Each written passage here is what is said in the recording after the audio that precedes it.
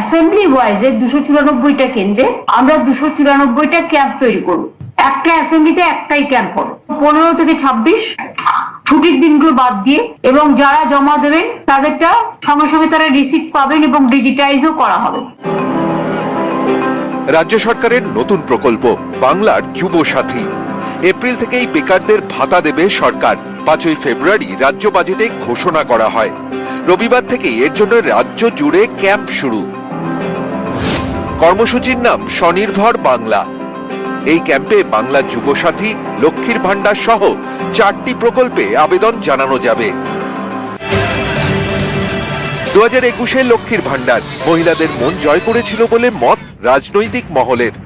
আর 2026-এর ভোটের আগে নতুন প্রকল্প বাংলার যুব সাথী, বেকার ভাতা। অনেকেই মনে করছেন বিধানসভা ভোটের আগে বেকার ভাতা তৃণমূলের ভোট বাক্সে বড় প্রভাব ফেলতে পারে। তা বুঝতে পেরেই কি পাল্টা কৌশল বিজেপির? রবিবার থেকেই চাকরি চায় বাংলা কর্মসূচিতে পদ্ম শিবির। জেলায় জেলায় করা হবে ফর্ম বিলিং। এটাও করবে চাকরি চায়।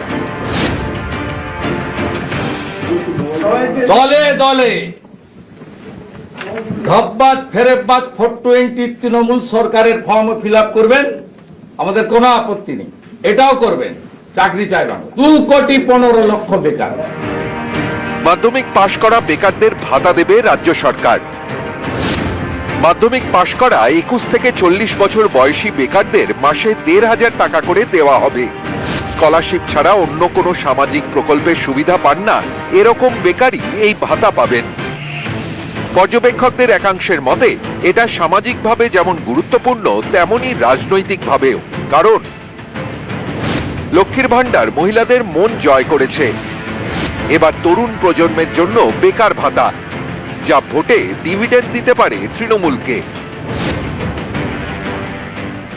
এবারের অন্তর্বর্তী বাজেটকে তিনি নির্বাচনী একটি লিফলেটে পরিণত করেছেন। আজকের দিনে সব অনলাইন হয়ে যাওয়ার পরে কেন লক্ষ লক্ষ যুবককে কালকে থেকে আপনাকে রাস্তায় নামাতে হবে? যে যেখানে পারেন দলে দলে যান ফর্ম ফিল আপ করতে, এবং সেখানে পশ্চিমবঙ্গ প্রদেশ যুব মোর্চার পোস্টকার্ড এটাও ফিল আপ করে দিয়ে আসবেন। চাকরি চায় বাংলা। দিকে যেমন মাননীয় মুখ্যমন্ত্রী মমতা বন্দ্যোপাধ্যায় রাজ্যে বড় শিল্প, ভারী শিল্প, তথ্য প্রযুক্তি শিল্প, মেধাভিত্তিক শিল্প, মাঝারি শিল্প